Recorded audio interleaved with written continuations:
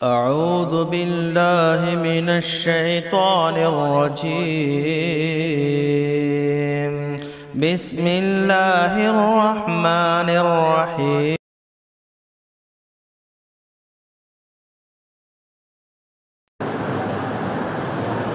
إن الحمد لله نحمده ونستعينه ونستغفره ونعوذ بالله من شرور أنفسنا ومن سيئات أعمالنا من يهده الله فلا مضل له ومن يضلل فلا هادي له وأشهد أن لا إله إلا الله وحده لا شريك له وأشهد أن محمدا عبده ورسوله أرسله بالحق بشيرا ونذيرا وداعيا إلى الله بإذنه سراجا منيرا. أما بعد فإن خير الحديث كتاب الله وخير الهدي هدي محمد صلى الله عليه وسلم وشر الأمور محدثاتها وكل محدثة بدعة وكل بدعة ضلالة وكل ضلالة في النار. أعوذ بالله من الشيطان الرجيم. بسم الله الرحمن الرحيم. يا أيها الذين آمنوا اتقوا الله حق تقاته ولا تموتن إلا وأنتم مسلمون. يا أيها الناس اتقوا ربكم الذي خلقكم من نفس واحدة وخلق منها زوجها وبث منهما رجالا كثيرا ونساء واتقوا الله الذي تساءلون به والأرحام إن الله كان عليكم رقيبا. يا أيها الذين آمنوا اتقوا الله وقولوا قولا سديدا يصلح لكم أعمالكم ويغفر لكم ذنوبكم ومن يطع الله ورسوله فقد فاز فوزا عظيما. تمام قسم کی حمد و ثنا، عظمت و کبریائی، بزرگی و برتری صرف اللہ وحدہ لا شریک لہو کے لیے لائق و زیبا ہے، جس کے قبضے قدرت میں ہم سبوں کی جانیں ہیں. ہزاروں انگنت درود و سلام اللہ تعالیٰ کی رحمتیں اور برکتوں کا نزول ہو خاتم المرسلین امام الانبیاء محمد مصطفیٰ صلی اللہ تعالیٰ علیہ وسلم کی ذات گرامی پر، جن کی بعثت مبارکہ سے برسہ برس کی بھٹکی ہوئی انسانیت کو توحید و ایمان کی شمع ملی. محترم حاضرین، آج جن حالات سے ہم سب اور ساری انسانیت گزر رہی ہے، یہ اللہ کی طرف سے ایک تازیانہ ہے، عبرت ہے، آزمائش ہے، عذاب ہے. یہ وبا اور یہ بلائیں جو کہ آج پوری دنیا میں پھیلی ہوئی ہیں، شریعت نے وبا اور بلا کے تعلق سے کیا فرمایا ہے؟ کیوں بلائیں نازل ہوتی ہیں؟ وبائیں کیوں آتی ہیں؟ اس کا ریزن کیا ہوتا ہے؟ اللہ تعالیٰ نے اس کے بارے میں فرمایا، ما اصابکم من مصیبت فبما کسبت ایدیکم ویعفو عن کثیر. تم کو جو بھی مصیبت آتی ہے، جو بھی تم کو تکلیف پہنچتی ہے، جو بھی تمہیں آزمائش آتی ہے، یہ سب کے سب تمہارے اپنے اعمال، تمہارے اپنے کرتوت، تمہارے اپنے ہاتھوں کا نتیجہ ہے. اور اللہ تعالیٰ بہت سارے گناہوں کو معاف کر دیتا ہے. اگر اللہ تبارک و تعالیٰ انسانوں کے یہ مظالم، یہ جرائم، یہ گناہ اور ان کی یہ نافرمانیوں کو اگر دیکھتا اور اسے اس کا بدلہ دے دے تو پھر دنیا میں کوئی ایسا انسان نہیں ہے کہ اللہ کے عذاب سے بچ سکے۔ تو آئیے اس مختصر سے وقت میں ہم بلا اور وبا کیوں نازل ہوتی ہے، کیا وبائیں اور بلائیں عذاب ہے یا آزمائش ہے، اس کا جواب تو یہی ہے قرآن و سنت کی روشنی میں کہ یہ عذاب بھی ہے اور آزمائش بھی ہے۔ آزمائش اس لیے ہے کہ دنیا کو اللہ تعالیٰ نے اہل ایمان کے لیے آزمائش کا بنائی ہے، ابتلاء اور آزمائش کی جگہ ہے یہ۔ اس دنیا میں ہر مومن بندے کو، ہر مسلمان کو مصیبتوں سے، تنگنائیوں سے، آفتوں سے، پریشانیوں سے گزرنا ہوگا۔ اسی لیے اللہ تعالیٰ سورہ بقرہ میں فرماتا ہے وَلَنَبْلُوَنَّكُمْ بِشَيْءٍ مِّنَ الْخَوْفِ وَالْجُوعِ، ہم تمہاری ضرور آزمائش کریں گے۔ پتہ یہ چلا کہ ہماری ہر وقت آزمائش ہو رہی ہے، ہو کر رہے گی۔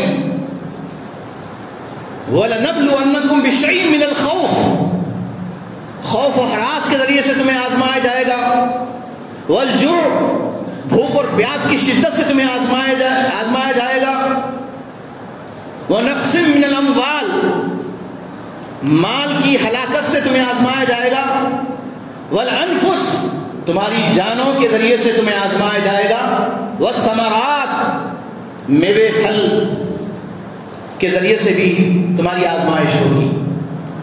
وبشر الصابرین، اس آزمائش کے دور میں، ان مصیبتوں کے ایام میں صبر کا ہتھیار تھامنا ہوگا۔ جو صبر کرتا ہے وَلَمَنْ صَبَرَ وَغَفَرَ إِنَّ ذَلِكَ لَمِنْ عَزْمِ الْأُمُورِ، جو صبر کرتا ہے اور اپنے عزم و ارادے کو مضبوط رکھتا ہے، وہ ڈاواڈول نہیں ہوتا، اللہ سے مایوس نہیں ہوتا، اللہ تعالیٰ کا شکوہ نہیں کرتا اور اللہ تعالیٰ پر بدگمانیاں نہیں کرتا، تو ایسے خوش نصیبوں کے لیے اللہ تعالیٰ فرماتا ہے کہ یہ بڑے دل گردے کا کام ہے، بڑے مضبوط ایمان والے لوگوں کا کام ہے۔ اس لیے اس دور میں جس کی بہت ساری نشانیاں اللہ کے نبی صلی اللہ علیہ وسلم نے بیان فرمائی ہے، قرب قیامت سے پہلے پوری دنیا بے شمار قسم کی آزمائشوں سے دوچار ہوگی، فتنوں کی لپیٹ میں آ جائے گی۔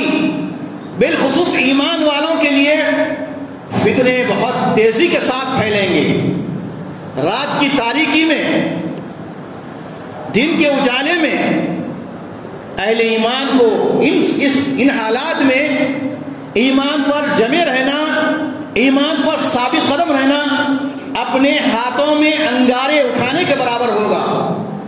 اور جو ایمان میں کمزور ہوں گے، جن کے اندر ایمان اور تقوی کی کمی ہوگی، نیک اعمال کی کمی ہوگی، جو شب و روز برائیوں میں مبتلا ہوں گے، ان کے لیے یہ آزمائشیں عذاب بن جائے گی۔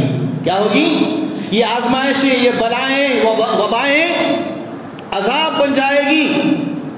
اس لیے نافرمانوں کے لیے، کفار کے لیے یہ آزمائش عذاب بھی ہے، اہل ایمان کے لیے یہ وبائیں اور بلائیں آزمائش ہے۔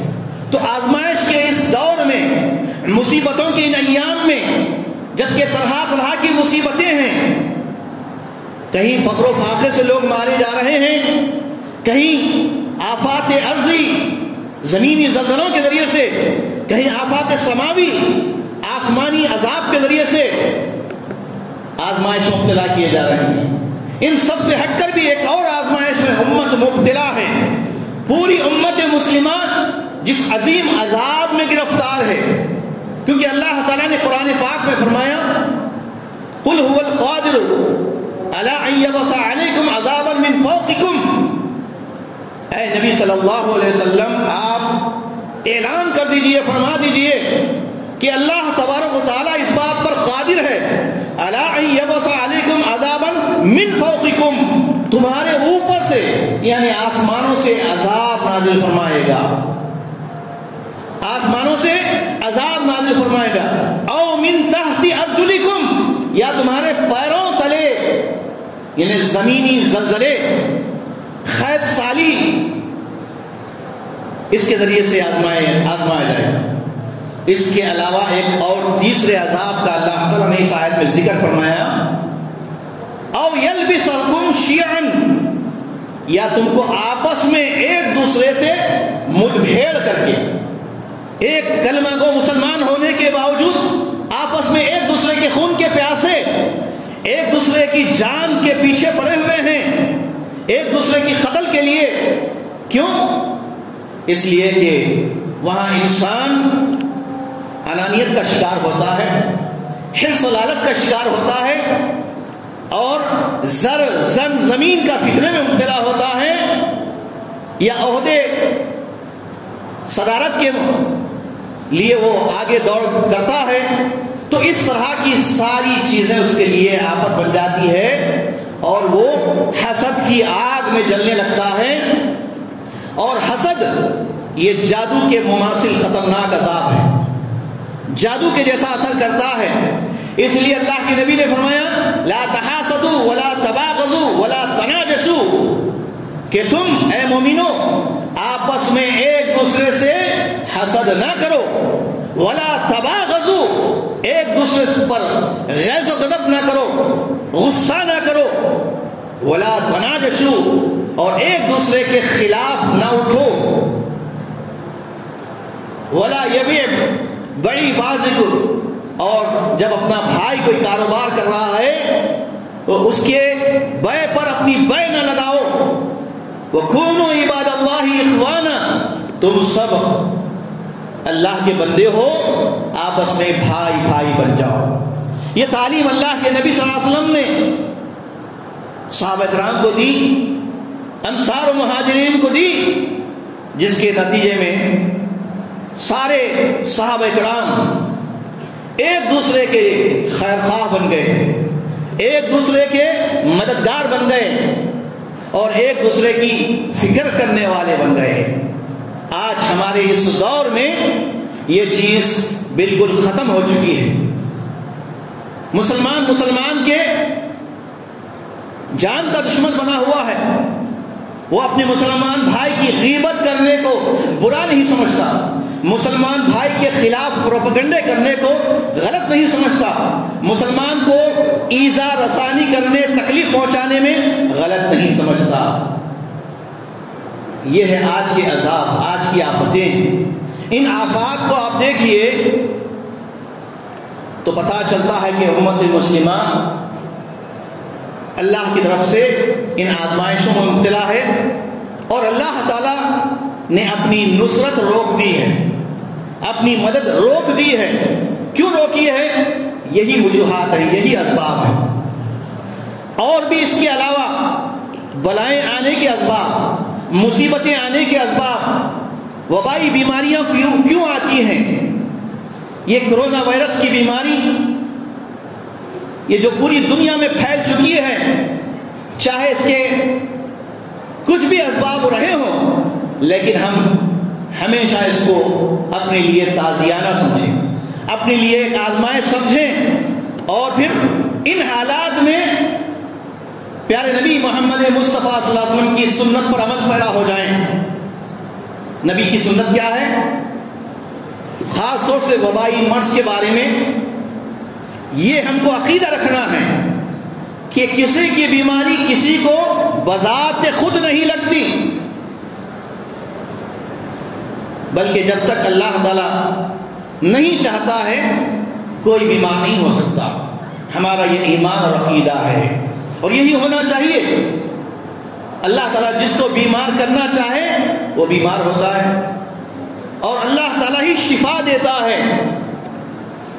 یہ ہمارا ایمان اور عقیدہ ہونا چاہیے۔ لیکن وبائی مرض کے بارے میں عام طور پر یہ لوگوں کے اندر غلط فہمی ہے کہ فلاں گھر میں لوگ متاثر ہو گئے ہیں، کووڈ کی بیماری ان کو لاحق ہوئی ہے، اس لیے لوگ کترانے لگتے ہیں، گھر والی بھی جو ہے گھر والوں کی بیمار پرسی کرنے، تیمارداری کرنے میں وہ ڈرنے لگتے ہیں۔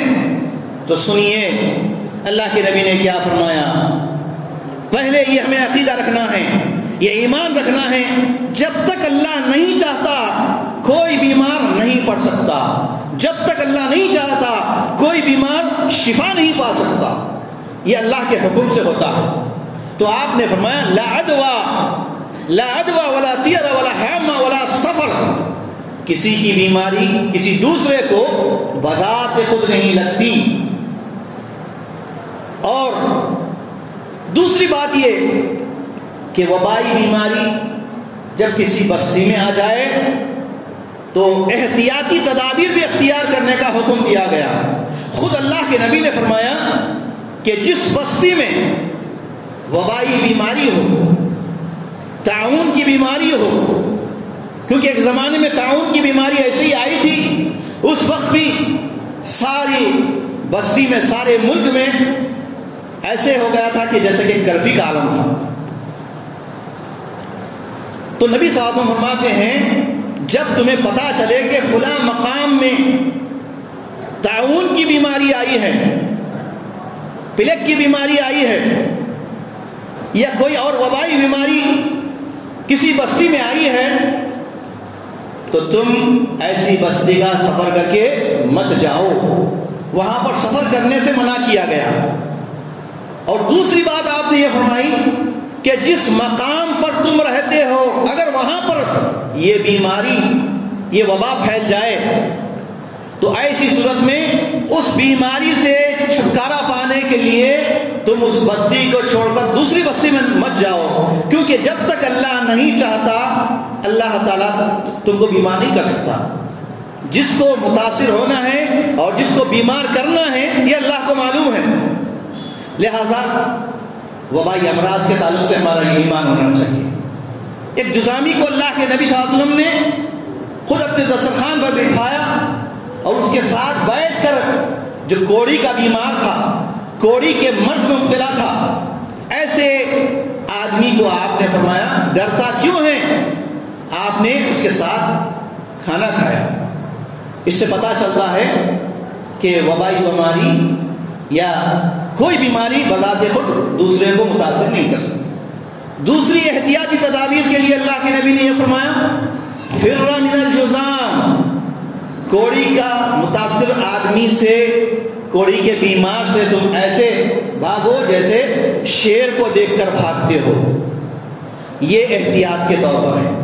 آپ کو پتا ہے کہ فلاں چیز کے اختیار کرنے سے نقصان پہنچ سکتا ہے، تکلیف پہنچ سکتی ہے، زہر کھانے سے آدمی مر سکتا ہے، تو اب آدمی اگر یہ سمجھے کہ جب اللہ موت دے گا تو میں مروں گا، زہر کھانے سے میں نہیں مر سکتا بول کر وہ زہر پی رہا ہے، تو وہ ہلاکت میں ڈال رہا ہے اپنے آپ۔ اس تعلق سے اللہ فرماتا ہے وَلَا تُلْقُوا بِأَيْدِيكُمْ إِلَى التَّهْلُكَةِ، اپنے آپ کو تم ہلاکت میں مت ڈالو۔ الغرض میری ساری باتوں کا خلاصہ یہ ہے کہ آج پوری دنیا میں، بالخصوص ہمارے اس ملک ہندوستان میں، ہماری ریاست تلنگانہ میں جو یہ وبائی مرض پھیلا ہوا ہے، لگ بھگ 1.5 سال سے پوری انسانیت اس وبائی مرض سے دوچار ہیں۔ سارے محکمے بند ہیں، اسکول کالجز بند ہیں، دینی مدارس بند ہیں، حتیٰ کہ مساجد بھی بند ہیں۔ ایسی صورتحال میں جبکہ ہم سب کو اللہ کی طرف رجوع ہونے کی ضرورت ہے، کیونکہ اللہ تعالیٰ نے ہر چیز کا ایک وقت متعین کر دیا ہے۔ کتنے صحت مند تھے، بیمار ہوئے اور دیکھتے ہی دیکھتے لقمے اجل بن گئے، وفات پا گئے، اور کتنے ایسے لوگ ہیں جو بڑی بڑی عمر کے ہیں، آج تک کوئی ان کو اس وبائی مرض نے متاثر نہیں کیا، وہ ماشاءاللہ صحت مند ہیں۔ اس سے ہم اندازہ لگا سکتے ہیں کہ یہ وبائی بیماری جب تک اللہ نہیں چاہتا کوئی متاثر نہیں ہو سکتا۔ لیکن بعض لوگ غیر ضروری اتنا بھی احتیاط کرنے لگے ہیں اللہ کی بنا کہ وہ کسی کو دیکھتے ہی بھاگتے ہیں، گھروں سے نکلتے ہی نہیں۔ بلکہ گھر میں کوئی بیمار ہے تو اس کی تیمارداری بھی نہیں کرتے۔ اسلام یہ نہیں سکھاتا ہے کہ یاد رکھیے بیماری کا دینے والا بھی اللہ ہے اور شفا دینے والا بھی اللہ تعالیٰ ہی ہے۔ وَإِذَا مَرِضْتُ فَهُوَ يَشْفِينِ۔ اب ہم چونکہ ایک آزمائشی دور سے گزر رہے ہیں، آزمائشی دور سے گزر رہے ہیں، ہم اس کو آزمائش سمجھیں، کیونکہ اللہ نے فرمایا ہم تمہاری ضرور آزمائش کریں گے۔ دنیا مومن کے لیے امتحان گاہ ہے، وہ دیکھنا چاہتا ہے کہ ہم صبر و تحمل کرتے ہیں یا جو ہے آپے سے باہر ہو جاتے ہیں، مایوسی کا شکار ہو جاتے ہیں۔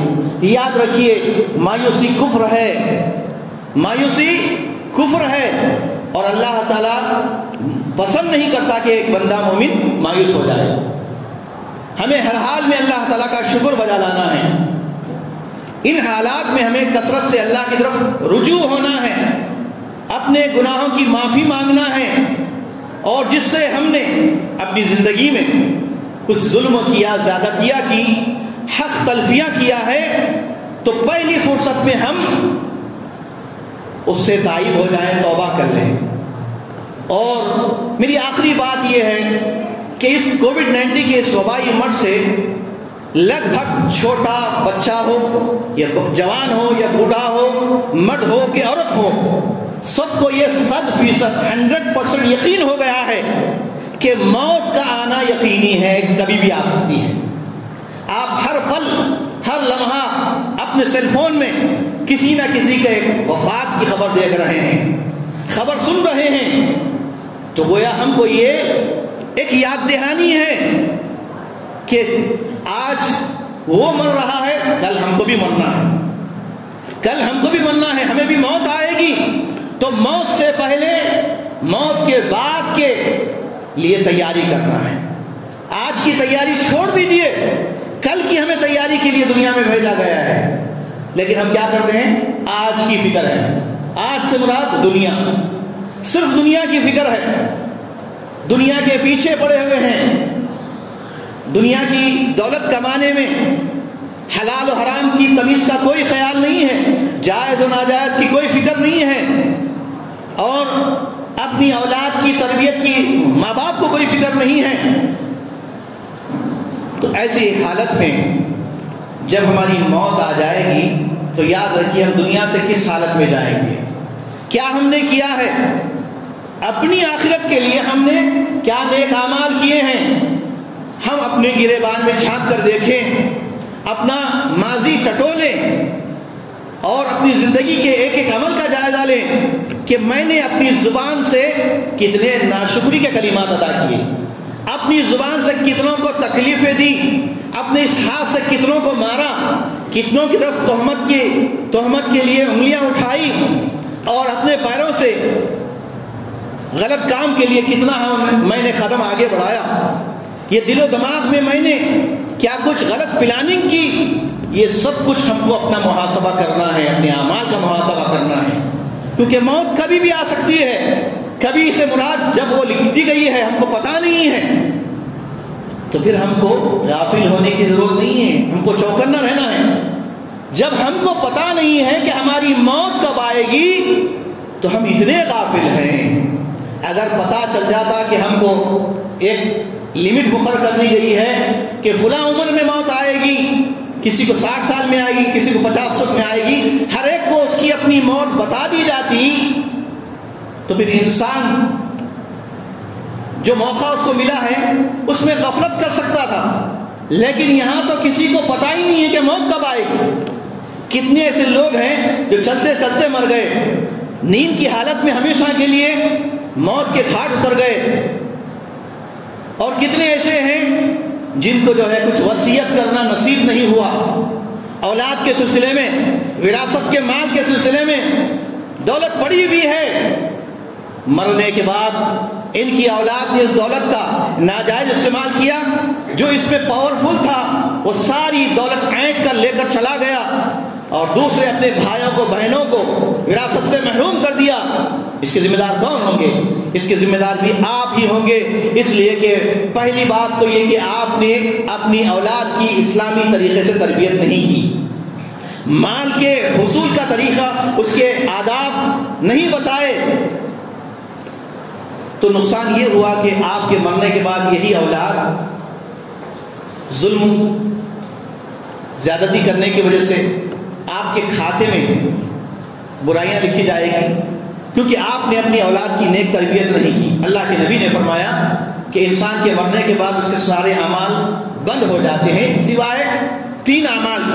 ایک وہ عمل جو خود آدمی نے علم حاصل کیا، نفع بخش علم حاصل کیا شریعت کا، اور لوگوں کو اس علم سے فائدہ پہنچایا، تو مرنے کے بعد بھی جتنے لوگ اس کے علم سے فائدہ اٹھائے، دین کی طرف آئے، شریعت کی طرف آئے، نیک اعمال کیے، تو اس کا ثواب بھی اس کو ملے گا۔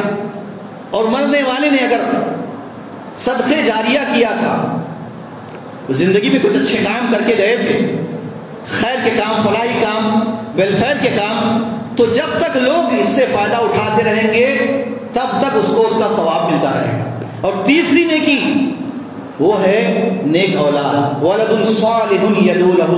اگر مرنے والے نے اپنی اولاد کی اچھی تربیت کی تھی، اسلامی نقوش پر تربیت کی تھی، تو نیک اولاد اپنے ماں باپ کے حق میں دعائے خیر کرتی ہے تو وہ اس کے لیے ثواب جاریہ بنتی ہے۔ تو محترم حاضرین، میری ساری بات کا خلاصہ یہ ہوا کہ وبائی امراض، یہ بلائیں ہم سب کے لیے بڑی آزمائش ہے، عذاب ہے۔ اللہ تعالیٰ سے اپنے گناہوں کی معافی مانگے، گر گڑا کر دعائیں کریں۔ جو نمازوں سے غافل تھے وہ نمازوں کو پڑھنے کا عہد کریں، جو جھوٹ بول رہے تھے وہ ہمیشہ سچ بولنے کے عادی بنے، جو اپنے ماں باپ کے حق تلفیاں کر رہے تھے، اپنے بیوی بچوں کے حقوق مار رہے تھے، وہ اپنے حقوق ادا کرنے کی فکر کریں۔ الغرض اپنا محاسبہ، اپنی فکر، اپنا جائزہ کرتے ہوئے اس دنیا سے ایمان کی حالت میں رخصت ہونا، یہ سب سے بڑی کامیابی ہے۔ کیونکہ اللہ کے نبی نے فرمایا جب انسان آخری جب وقت ہوتا ہے مرنے سے پہلے اگر اس نے ایمان کی حالت میں رخصت ہوا ہے اور توحید کی حالت میں سنت کے مطابق اس کی زندگی گزری ہے اور خالص ایمان کی حالت میں اس نے دنیا سے رخصت ہوا، وہ وفات پایا ہے، تو اللہ کے نبی نے فرمایا کہ وہ شخص جنت میں داخل ہوگا۔ اور مرنے سے پہلے اگر اس نے یعنی زندگی بھر برے اعمال کرتا رہا اور موت بھی جو ہے شرک پر ہوئی ہے، تو ایسا انسان مرنے کے بعد دوزخ میں داخل ہوگا۔ اس لیے خبردار، شرک اور شرک کی تمام قسموں سے بچنا، شرک کیا ہے جاننا اور توحید کو پہچاننا اور پیارے نبی صلی اللہ علیہ وسلم کی ایک ایک سنت پر عمل پیرا ہونے کی، اس کو ترویج کرنے کی، اس کو اشاعت کرنے کی، اس کو پھیلانے کی فکر کرنا، یہ ہم سب کی ذمہ داری ہے۔ اللہ تبارک و تعالیٰ سے دعا ہے کہ الہ العالمین ہمیں صحیح معنی میں دین کو اختیار کرنے اور دین پر عمل پیرا ہونے، کتاب و سنت کی تعلیمات پر سختی سے عمل پیرا ہونے کی ہم سب کو توفیق عطا فرمائے۔ ہر قسم کی بلا سے، وبا سے، آفات سے، مصیبت سے پوری انسانیت کو، پوری امت مسلمہ کو اللہ تعالیٰ محفوظ و مامون رکھے، اور جب موت آئے تو خیر پر ایمان کی حالت میں آئے۔ آمین وآخر دعوانا ان الحمد للہ رب العالمین۔